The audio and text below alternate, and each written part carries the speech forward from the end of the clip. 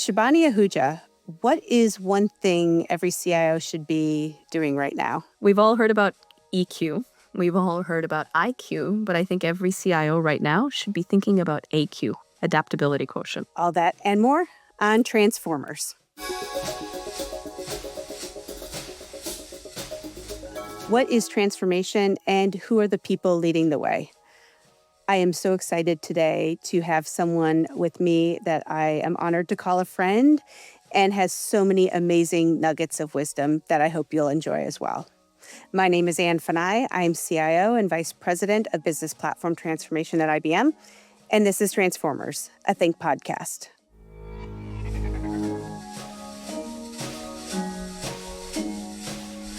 Shibani Ahuja, thank you so much for joining me today on Transformers. It's a pleasure. I've been waiting for this. Oh, we both have. This is going to be fun. This is going to be fun. So a little bit spicy. You know what? It's what the people crave. So you have a title, SVP of Enterprise IT Strategy. What exactly does that mean, and what does it entail? It's a very vague title, and I actually sit in the marketing organization, but I think the best way to describe what it is maybe by even sharing a bit of how I got here. It'll be my past to my present. My past was about 11 and a half months ago, not even a full year ago, I was a customer of Salesforce. And as you might know, Salesforce loves to tell customer success stories. So I worked at TD Bank, one of the largest banks in Canada, and they had invited me to one of their internal colleague all-hands offsites to tell the story about how TD Bank invested in Data Cloud, how we were driving personalization at scale. And at the time, I was in tech and driving that transformation. So they invite me over. I'm talking about the success of Data Cloud and how wonderful the products are, what it had enabled. And the last question that I was asked was, Shibani, you've got Mark Benioff sitting right across from you. You've got 400 of his senior leaders and the entire company dialing in. What advice do you have for the company? And I paused, and in my head, I thought filtered or unfiltered.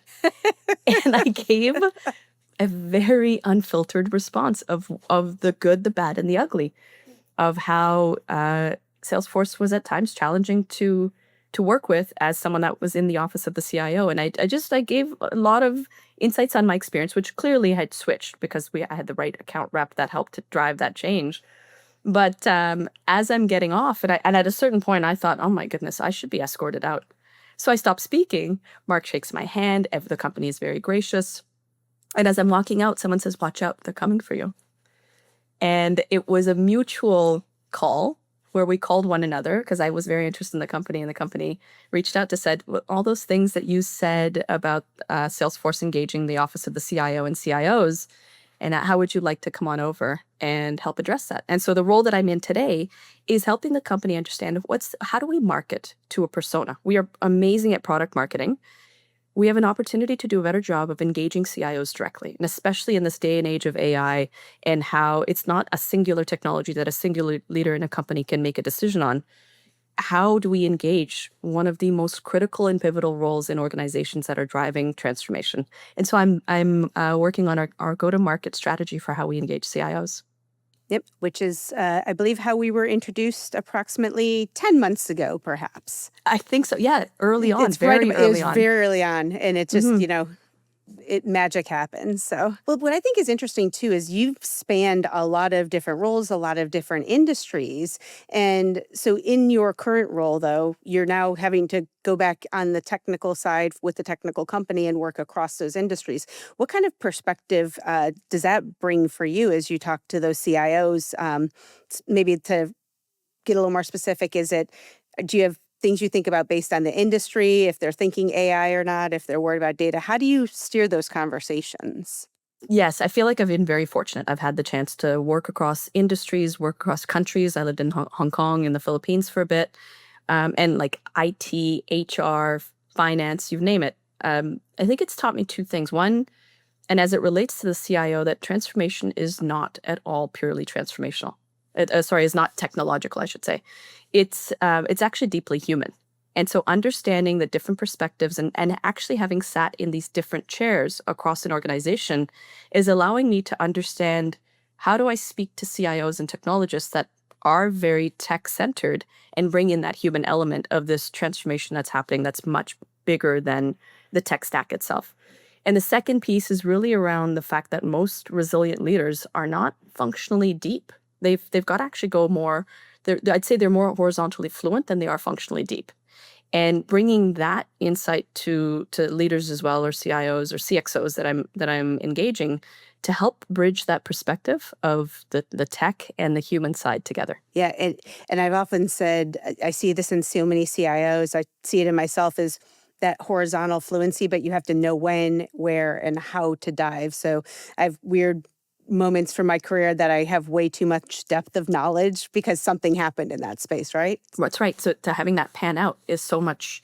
It's just helpful. Like I'm looking at AI transformation from an HR lens because I was in an HR role not too long ago. That is interesting though, because so now what's happening though when we talk about AI, so many companies are saying, or their boards are saying, do something with AI. Like, just can you do something? And we're seeing the studies come out now that so many are not yielding an ROI. I think you and I have spoken previously about it's driving savings but not revenue. How do you think that's going to change, or what do we need to do to start to change that? Oh, I love this. This is there's either a panic or a paralysis, and I see more now CIOs moving from panic to or paralysis to more panic. You're right. Board of directors, business leaders, competitors are putting a lot of pressure on technologists. I'll say broadly because it's not always just the CIO role. You got to do something, get something in production. We need to have a story to tell for Investor Day, get that use case in production. And then exactly what's happening is what you're describing is that folks are putting use cases into production, but then perhaps like the MIT study, we're the challenge to scale it. And I think there are two things that are happening, or it's happening for two reasons. One is if you don't anchor that use case on a real business problem, and it's just technology for the sake of technology, it's hard to scale that, or it's hard to extract the benefits from it.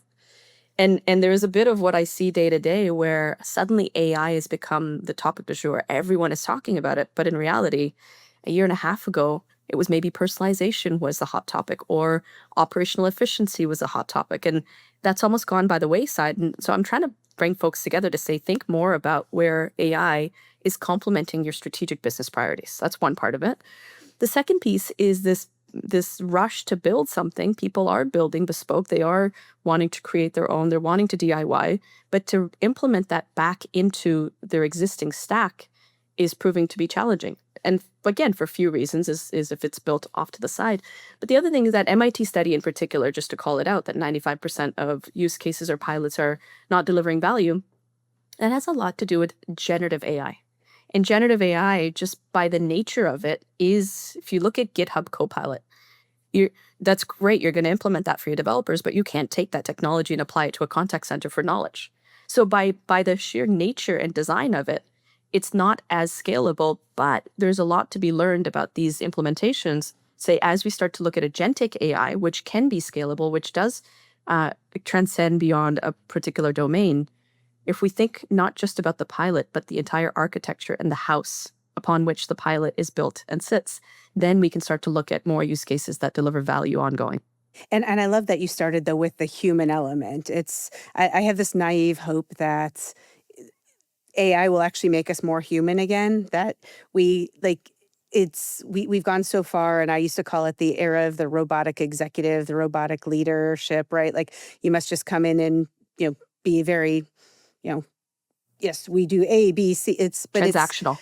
Very transactional. Yeah, and Yeah. it's not what's going to do it. It's not what's going to change the game. It's not what's going to transform. There is this fundamental how you work that is going to change, and that shakes you to the core. That can shake you to the core. Yeah. And are you starting to see patterns too as you talk to different CIOs across different industries? So patterns of challenges or patterns of successes? Yes. Yeah, absolutely. I think one of the more obvious patterns of challenges around data is just one, the overwhelm of, yes, I've got my data in all these spaces and places, or, in some cases, CIOs are starting by saying, yeah, I've got my lakes, I've got my warehouses. But then that moment of enlightenment comes where I have it. Is it clean? Is it usable? Is it something that an LLM can understand, digest, process? Because structured and unstructured, very difficult to actually extract meaning and context and semantics. Is it actually accessible? These are certain patterns that I'm seeing where the lights are turning on, where they're going, hey, look, we don't need something like data cloud. We've got a lake, we've got a warehouse. And I have the conversation personally of how I came to understand it, to say, yes, I had all of these lakes and warehouses, but I didn't have a single person that had a user ID and password that could extract that data near real time, because that's what you really need for an agent, autonomous agent, to be able to perform and act like us, to be able to extract it near real time and to be able to activate it throughout the organization. So that's a really big pattern that I'm starting to observe, where people are going, aha, I've got to, different than just a chatbot, different than a co-pilot, my agent needs dynamic data and near real time, and it needs to be flowing. And so I think that there's a lot of discovery that CIOs are doing around that. The second piece, the second pattern that I'm observing is, and I'm trying to push for this a bit more, is just even pausing to understand the definition of AI. I think I've said this to you. To me, AI is the smallest, biggest word. People are using AI so loosely, but if you listen very carefully in a conversation, one person in the room might be describing predictive AI. Another person in the room will be describing generative AI, and another person talking about agentic or autonomous AI. And pausing to actually understand the right type of AI for the right use case, and understanding the architectural differences between the three, and more so I'd say generative and agentic and autonomous.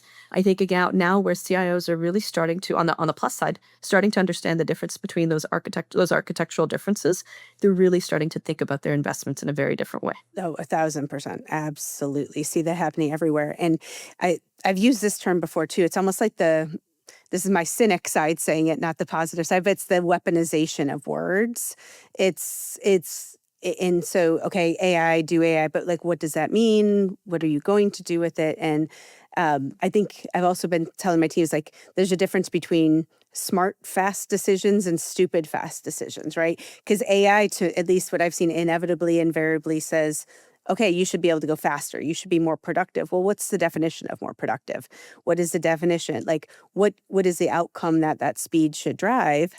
And if it's just like, well, like, we'll try this, we'll try this, we'll try this, and like throwing stuff up against a wall, that's the stupid fast. Like, it's really, I think that breath, you can move very fast. Like, okay, take a breath. We're going to really think about this for a few days.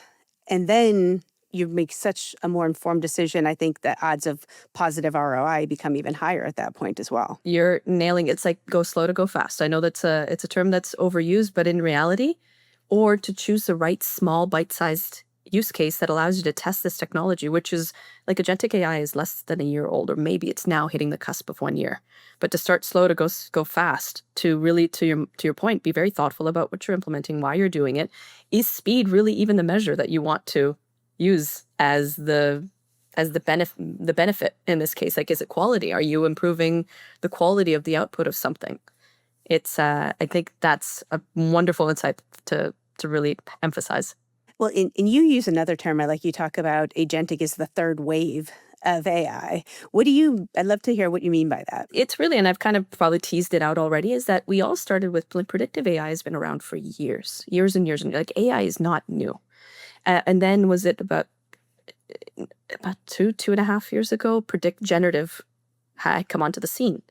To me, the third wave is this autonomous agentic AI that is more than just asking a question over here, getting a response, copy paste that kind of assisted my job, to now imagining a workforce where you have AI agents and humans working in unison, not on the side, not a chatbot, not something that's if this then that, not something that's programmed, but you are actually giving autonomy, controlled autonomy, to an AI agent to perform actions and to reason and to think and to perform, to be able to drive outcomes. Again, so critical. And I think this agentic wave too, there's the balance. We were talking about ROI, but there's another balance. It's innovation, governance, and risk taking as well. Like, how do you find that balance of taking the right risk while, maintaining that trust and security and governance that is really needed, when for a product, for an agent that is going to be used very broadly in a business environment? In this case, what I say is trust can't be bolted on. In what we're talking about, this digital workforce that could work alongside humans and perform actions, their trust can't just be bolted on as an afterthought. And I think that we've got to start to look at our architecture and our ecosystems to say, how is the data governed? How do you set parameters for an agent? Like, I always think about the anatomy of an agent. This helps maybe ground people when I say trust can't be bought or that it can't just be bolted on. I think about the anatomy of an agent, like me joining Salesforce or anyone joining any company. When I joined, there was a job description. Actually, I had to apply through Workday for the job that I'm in, right? I had a job description. An agent needs that job description. When I joined, someone had to provision data for me. I can have access to this data. I can't see payroll data. Understandably, I don't need it for my role. Similarly, for an agent, you've got to be able to administer or grant access to data. When I joined, I needed a channel. I needed like physical laptop or a meeting space or, a space like this where I'm meeting with customers and colleagues. Agent needs the exact same thing. The fourth thing was I needed KPIs. Like, I'm going to be measured. What am I going to be measured on? What are the actions that I'm going to perform that will eventually show up? An agent needs that specificity. And then the last thing that I always typically say is will take my access card and say there are doors that I can open and there are doors that I can't open. And it's controlled by this access card. If we think about AI agents in the same form, there are doors that can open and doors can't open. That's when you kind of pan back and go, wow, how do I create the environment or space where agents can perform autonomously across defined actions and outputs, yet at the same time know that it's safe and secure? And then you think about every company out there is coming out with their own agentic AI agent. And when these agents start to talk to one another, like how you think about separation of duties or ensuring that the data that you can set the parameters of the governance once and that it's respected throughout your entire ecosystem. Like, that's how I think about governance and trust and security is the platforms that will enable you to set it and forget it in a way that you've got that safety for agents no different than you do for humans as they are onboarding into your organization. Yeah, when you think about even a year ago, you're seeing a lot of escalation privilege being, an issue with the generative AI. Agents cannot have that if they're expected to operate autonomously. They've got to know what they can and can't see. Maybe not what they can or can't see, but what they can or can't share almost is going to be critical, right? That's right. And yeah, the governing between two agents that are built on different technologies. Exactly. And as this plays out, obviously there's tons of controversy about what does the future workforce look like? There's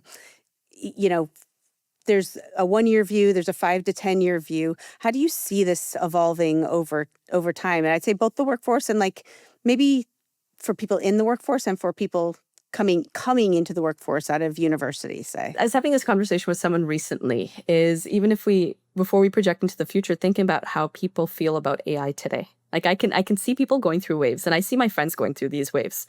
You've got those that are fully adopting it and going, this is like best thing since sliced bread. I use ChatGPT in my day-to-day for absolutely everything. There's that group. Then there's a cohort of folks that are like, no, I don't want to use it. This is not for me. I don't know what it is, like not knowing and so fearing it. And then there's this curious bunch in the middle, and I'm seeing more of this emerge now, moving to maybe the first kind of persona I described, is I feel like I'm cheating. I feel like I'm cheating in using it. Like, should I, are these still my words? I feel guilty. We've done informal surveys over here and seen exactly that thing. It's cheating. I have to do it myself. Yeah, that's a thing. And so if I think about the future, it's how do we get those folks to recognize that you're not cheating? If you are even experimenting with it, you've got a leg up. The future is not agents taking over human workforces. It's how are humans leveraging AI to perform their actions faster and smarter alongside these agents. So the more people start to test out the output of a prompt when I type it like this versus the output of a prompt when I type it like this, and to get more proficient on how to instruct. Now I'm talking about generative, but generative in partnership and conjunction with autonomous is where the future is headed, is understanding how to leverage AI to your benefit to help you in your day job. How we started this conversation is to help better humanize the interactions that we have between each other. Like, that's where I think the future is headed, is folks that are understanding how to leverage it to move faster or more efficient or more effective or create better experiences for themselves are going to be in the lead, as opposed to those that are maybe resisting it, or if we can't help people get over the hump of, I feel guilty using it. Well, and I saw there's a couple other study, or I shouldn't say a couple, one other study I saw too talked about like when the way you use AI affects your synapse fires as well. Like this is like neurological studies. Like if it actually is saying like if you try to solve it a little bit yourself and then use AI as a supplement, you're actually firing more neurons learning versus like go straight to it and then try to adapt, right? So I think there's so much potential as the humanness, the learning mechanism it can provide, right? And then again, good speed, good fast, right? It's smart fast. all the potentials there, smart fast, Yeah. yes. I found, even leveraging AI to do a counter to what I might be thinking. If I have a hypothesis, asking it to counter that hypothesis, it's like it is unlocking my mind in ways that I wouldn't have been able to do before. And it is, to your point, like it's firing different synapses. I feel like I'm getting smarter in just the counter views and the conversations that I'm having. I really feel like we're long lost sisters because I was literally just doing this. We're going through fall plan and strategy. And I was actually like putting some counter hypotheses in as well. Like I'm thinking this one direction, but what am I missing? Like, am I missing something? Am I not, do I have that blind spot? And it was so helpful in that regard, just absolutely so helpful in that regard. We are long lost sisters. We've discovered, we did, was it 10 months ago you said we met? We were introduced? About we were that, meant to meet. Yeah, yes, we were. I think this was absolutely meant to meet. So like kind of building on that too with the, future of work, there's this, you're seeing this spin up of chief AI officer, like new chief, CXO type jobs around, data's been there a while, CIO, CTO, AI, right? Like really this both a bifurcation and a combination in a different way.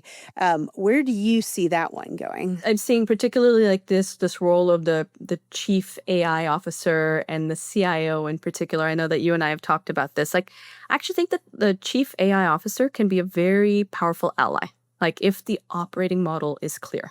This is what I'm seeing more and more. It's not about having a role spun up, but is there clarity in that operating model? It's like the best outcomes I'm seeing is when the chief AI officer is like the AI ethicist or the enabler or the evangelist, and the CIO remains the architect, the platform orchestrator. But if you've got both of those roles really trying to run AI delivery, that's when you start to get a bit of confusion, or worse, you start to get conflicting architectures. And I think the most effective operating models that I've seen is the ones that take the CAIO, Chief AI Officer, as a force multiplier, not as a replacement. Like that's when you really start to see the magic. Again, hadn't thought of the force multiplier point of view, but definitely, because I think the other way is that you risk it being a standalone, right? You risk it being like, okay, we're just going to slap AI in these spots, but you don't have an understanding of what sits under it, what needs to, like, where does the data come from? Back to the governance, trust, et cetera. It's like those two have to be very, very, very much on the same page at all times. This is a bit of what I was talking about earlier in terms of that MIT study, that you end up building something that's standalone. And often that happened because like when people were first to jump out of the gate and I've got to build an AI use case, they didn't think about it in the context of their existing stacks and their existing environments because, production would move too slow. We're going to set up a separate innovation committee, or we're going to call it this, or we're going to call it chief that. And they're going to quickly bang something out so we can tell the story. But to your point, then it was disconnected from being able to integrate it within the stack. It was standalone. It wasn't considered in terms of the broader context of how data is going to be orchestrated throughout. You're absolutely right. So you have had an amazing career, and you've been, as we said at the beginning, all over the place. Your past informed this job. Are there some pivotal moments for you in your career? Because you've had like a lot of transformation. You've been really in a lot of leading edge type of positions. Were there some pivotal moments for you in your career that drove you into this space or got you excited about this space? Like how did that come together? So funny, again, I'm going to probably talk less about technology, more about what space do I consider myself in? I consider myself in a space that is entirely experimental. And whether that is the role that I'm in, whether it's the day and age that we're in with AI, my pivotal moments have probably been when I made the career decision to move to Asia. And at the time, I was asked to take on, to help drive it was actually to drive a transformation for one of my previous organizations. It was an uncharted territory. And so my first move to Hong Kong, I was working with C-suite leaders, actually. in driving efficiency and effectiveness across all of Asia, where we were trying to double our footprint of resources, not actually reduce it. And so it was a very similar time where I feel like now in parallels to AI, a lot of people think that AI is all about a cost-cutting exercise, but it's actually about growth. It's about expanding our business model. So I see a lot of parallels in that. The second one is really around when I moved to the Philippines, and I had a team that spanned across 12 countries. And understanding the cultural differences has even just something as simple as how you start an email to someone in one country versus another country, how you start the conversation, how you start the meeting. The cultural differences in how people operate really helped me. And how I'm applying that in my role today is it doesn't have to be cross-country for there to be cultural differences. I'm seeing differences in different companies that I meet. I'm seeing differences in like different C-suite leaders that I speak to, and I'm applying the same learnings that I had of have this open mind, have this open way of engaging with folks and understand what is relevant and important to them, rather than making this assumption that the way I operate is the way that the rest of the world receives things. So interesting that, you're talking about the human to human, getting back to that. But in theory, since you live in an experimental space, as you said, I do. I mean, this is a cultural thing interacting with an agent, with a machine as well. Like there will become cultural norms as we interact with agents and other, whatever comes after agents, right? We're all entities. We're all entities, and we all have grown up in our own spaces and our own ecosystems, and we're suddenly coming together, whether that is an AI agent or a human agent. At the beginning of the episode, you mentioned AQ, Adaptability Quotient. Tell me a little bit more about that one. This came up. I was in Sydney, and I was meeting with the CIO, and he said to me, Shibani, you're in this space of AI and technology day in, day out. What do you think is going to be the next technological advancement in 5 years? I started to chuckle, going, you're giving me way too much credit. I'm not that smart. And what I had explained to him was I'm not going to try to predict the future. And I'd said, you've all heard about IQ, you've heard about EQ. Adaptability quotient, AQ, is the new Q that I'm talking to a lot of folks about. And what I mean by adaptability quotient is it's certainly a mindset. To have that adaptable and open mindset is one part. But a bigger part of this is the adaptability quotient of your tech stack. As a CIO, where it is hard to predict a future that is changing so wildly right now, is how can you think about a stack that you have today that is adaptable to the existing technologies, so it's not a rip and replace, but also as technologies are advancing, as we are moving towards an unpredictable future, ensuring that you're invested in a stack that's open, that's interoperable, that's composable, that can be adaptable to the changes that are coming down the line. So a couple final questions for you. So let's pull on the thread of Shibani as human.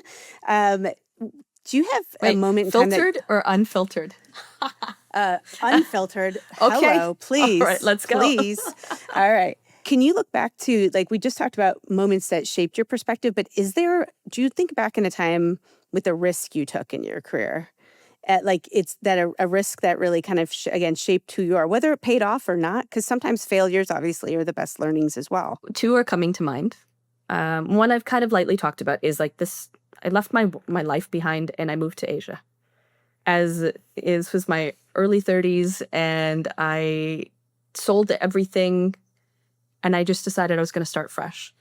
Didn't know a single person. It was the best risk I have ever taken in my life. One, absolutely the best. It was, again, like hitting the unknown head on. No different than, again, the world that we're in now with AI. And you can either say, nope, not for me. And I could have said, no, moving to Asia is too risky. It's too unpredictable. It's not familiar to North America and where I've always known, and my creature comforts and my family and friends. Moving there, my mind was exposed to things that I know that I would have never been exposed to had I stayed where I was. And the second one is the job that I'm in now. It is such a departure from I've always been in finance and banking and insurance, always, my entire career. And to now move to a tech firm and into a marketing role where there was no job description that existed before I applied. Like, the experimentation of it all is just, I find it very exciting. And I think I've discovered that about myself is, don't give me a template. Let me find a way. Yeah. Because if you try, I'm going to try to break the template. You're like, give me the rules so I know to break them. Exactly. If you tell me the rules, I'm going to go say. I just tell me the rules just so I can break them. This is literally what I say we are meant to be. Yeah. Mine is, I say I want to know the rules so I make a conscious decision whether I'm breaking them or following them. So it's like I'm all about conscious decisions. So you're very, very out there, outspoken on inclusion, the importance. Again, we covered a lot with the humanity in teams. Like, how do you build those authentic teams where people are coming to work feeling like their authentic selves, feeling like, they can, they don't have to compartmentalize who they are? By self-declaring, first of all. So I'm a South Asian woman who identifies as a lesbian. Like, I don't fear saying that. I don't enter a room necessarily like stating it. That's my introduction. But I believe a lot in being a visible leader. And the higher up you get, the job that we're in is the job that we're in. But the human impact that we can have on helping others come along is a huge responsibility. And personally, I just think about when I was growing up, when I was going through the corporate ladder, I didn't see people that represented any of my, I have a few intersections. I didn't see that. And if it was there, it was maybe not so visible, not so vocal. And I've been through really hard times in my life where I felt like I didn't have any community at all. And I don't want people to feel that. And so I think creating safe spaces and allowing people to be who they are at work is a byproduct of just wanting to create community, full stop. For all of humanity, not because you identify with a certain intersection or not. Like, I really believe in telling your story and being a human leader so that others can feel the same and they can see themselves in the growth. And the growth could be, again, in whatever life experiences a human has had. So it's a personal honor to be able to be a visible leader, and something that I will carry on all the way. And I know as leaders or allies to community groups, simple actions, like having 10 minutes on your all hands or your town halls to talk about a diversity initiative or a program that's happening. It creates that safe space without it having to be so outward focused and blatant. It's just small things that can make a big difference. Thank you for this little moment that we shared together. And Shibani Ahuja, thank you again for spending a little bit of time with me. Anytime, Ann. I would be welcome anytime. Thank you. And thanks to all of you for joining us today on Transformers. We hope to see you next time.